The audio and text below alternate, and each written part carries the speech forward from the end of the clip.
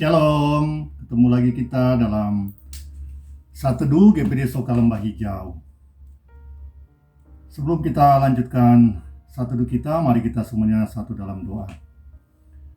Tuhan Bapa kami yang baik, kami bersyukur berterima kasih oleh karena kemurahan belas kasihan kasih karuniamu, anugerahmu sajalah sehingga kami boleh ada saat ini bersama-sama bersateduh. Kami boleh diberikan tubuh yang sehat kuat, panjang umur, dan diberkati, dilindungi, dijaga oleh-Mu. Terima kasih Tuhan, Roh Kudus menolong, menjamah hati dan pikiran di dalam mulut kami, untuk kami mengatakan itu hanya sesuai seturut dengan kehendak-Mu saja ya Tuhan, ketika kami menyampaikan, oh Tuhan, kebenaran firman-Mu ya Tuhan, biarlah itu sesuai seturut dengan kehendak-Mu, Roh-Mu ya Tuhan. Dan Roh Kudus menjamah hati dan pikiran kami, membuka mata rohani kami, sehingga kami sama-sama boleh belajar mengerti firman-Mu tinggal dalam hati pikiran kami jadi pelaku-pelaku dan pemberita Injil-Mu seumur hidup kami. Di dalam nama Tuhan Yesus Kristus, haleluya, amin. Mari kita semuanya buka dalam Yunus 3 ayat 1 sampai dengan 4. Yunus 3 ayat 1 sampai dengan 4. Pertobatan Niniwe. Datanglah firman Tuhan kepada Yunus untuk kedua kalinya demikian. Bangunlah, pergilah ke Niniwe, kota yang besar itu, dan sampaikanlah kepadanya seruan yang kusampaikan kepadamu. Bersiaplah Yunus, lalu pergi ke Niniwe sesuai dengan firman Allah. Niniwe adalah sebuah kota yang mengagumkan besarnya, 3 hari perjalanan luasnya. Mulailah Yunus masuk ke dalam kota itu sehari perjalanan jauhnya, lalu berseru, 40 hari lagi, maka Niniwe akan ditunggang balikan. Dari firman Tuhan yang kita baca barusan ini, di sini dikatakan bahwa Yunus hanya menyampaikan kepada penduduk kota Niniwe bahwa 40 hari lagi maka Niniwe akan ditunggang balikan. Tidak ada yang lain yang disampaikan oleh Yunus.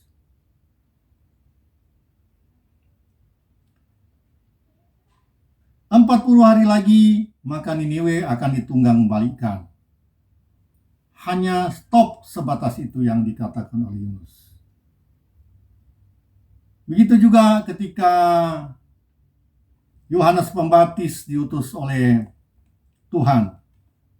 Kalau kita buka di Matius 3 ayat 1 sampai 2, Matius 3 ayat 1 sampai dengan 2. Pada waktu itu tampillah Yohanes Pembaptis di padang gurun Yudea dan memberitakan, bertobatlah, sebab kerajaan sorga sudah dekat. Bertobatlah, sebab kerajaan sorga sudah dekat. Begitu juga nabi-nabi yang lain. Ketika mereka diutus, ketika mereka dipilih menjadi hamba Tuhan, menjadi orang-orang pilihan, apa yang disuruhkan oleh Tuhan disampaikan kepada seseorang atau suatu kumpulan orang, suatu bangsa, hanya itu saja yang mereka katakan, tidak ada yang lain.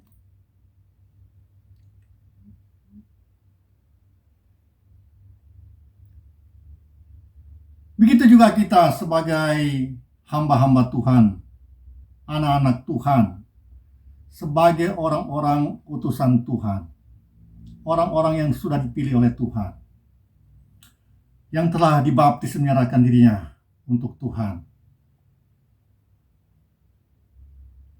Itulah yang harus kita lakukan, seperti 2 contoh tadi.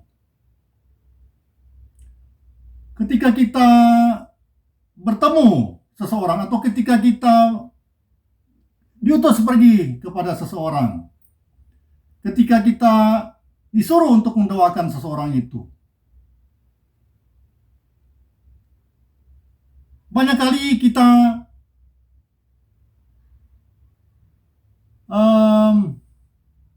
melihat seseorang itu tidak mungkin dia mendapatkan pertolongan dari Tuhan dengan keadaan situasi orang ini. Ketika kita mendoakan seseorang yang sudah hancur oleh narkoba dan lain-lain, ketika mata kita sebagai manusia melihatnya, tidak mungkin orang ini bisa dipulihkan, bertobat.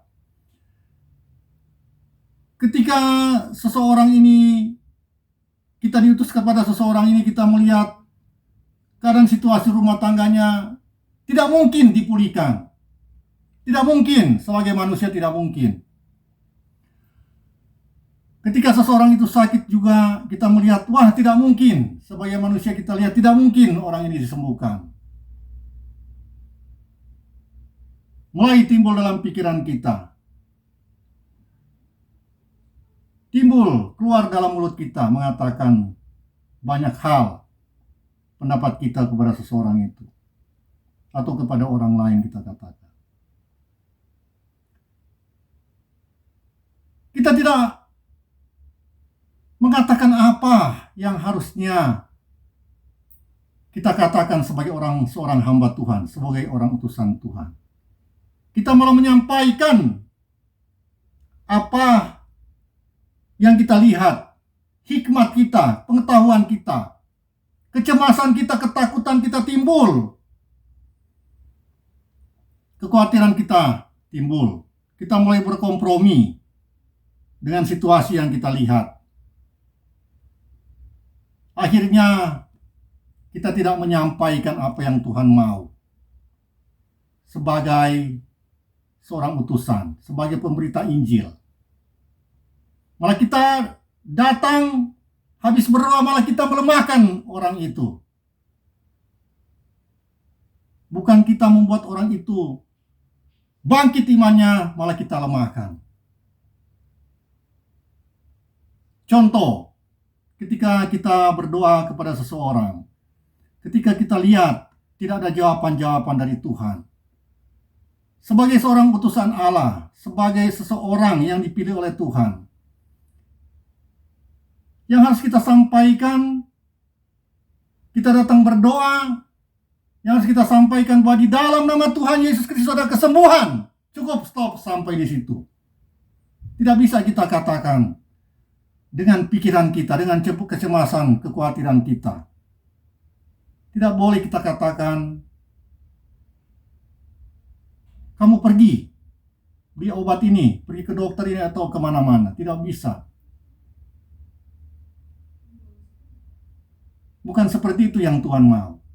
Tuhan maunya satu hal saja yang kita katakan sebagai utusan Tuhan, sebagai pemberita Injil. Ketika kita mendoakan seseorang itu, dalam nama Tuhan Yesus, engkau dipulihkan. Dalam nama Tuhan Yesus, rumah tanggamu kembali akur. Sudah cukup sampai di situ yang harus kita katakan. Baik itu dalam doa maupun ketika kita memberikan saran dan semangat masukan pada seseorang itu.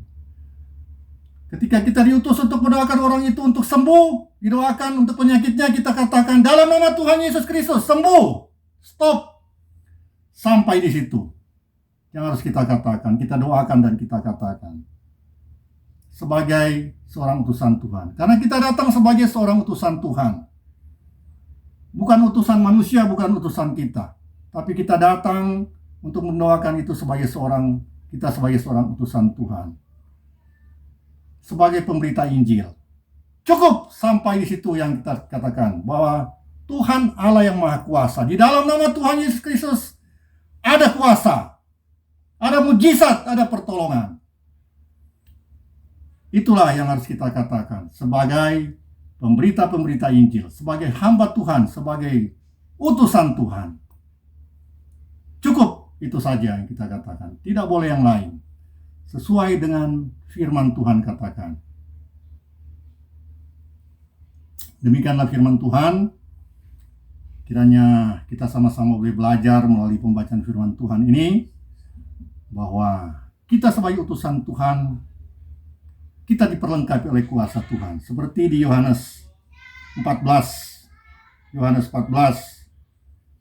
ayat 12. Aku berkata kepadamu, sesungguhnya barang siapa percaya kepadaku, ia akan melakukan juga pekerjaan-pekerjaan yang aku lakukan, bahkan pekerjaan-pekerjaan yang lebih besar daripada itu.